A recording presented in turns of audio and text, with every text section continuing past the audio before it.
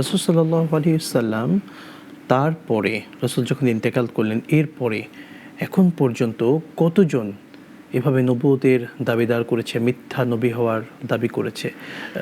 কোরআন সুন্নাহ বা গবেষণায় কি পাওয়া যায় আসলে? জি, রাসূল মুসলিম শরীফের একটি হাদিসে রাসূল সাল্লাল্লাহু আলাইহি ওয়াসাল্লাম বলেছেন যে আমার পরে প্রায় ৩০ জন নবুয়তের দাবিদার হবে, সকলেই মিথ্যুক, দাজ্জালুন কাযযাবুন বলেছেন রাসূল সাল্লাল্লাহু আলাইহি ওয়াসাল্লাম।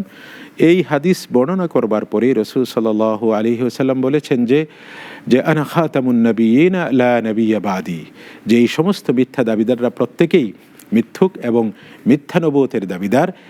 আমি সর্বশেষ নবী, আমার পরে কোনো ধরনের কোনো নবী নেই এবং আমি সর্বশেষ নবী। তো এই ক্ষেত্রে সেই রাসূল সাল্লাল্লাহু আলাইহি ওয়াসাল্লামের জমানায় দুইজন দাবি করেছেন, পরবর্তীতে যুগে যুগে নানা ব্যক্তি নবুয়তি দাবি করেছেন এবং সর্বশেষ আমাদের ভারত উপমহাদেশে গোলাম আহমদ কাদিয়ানী নবী দাবি করেছেন।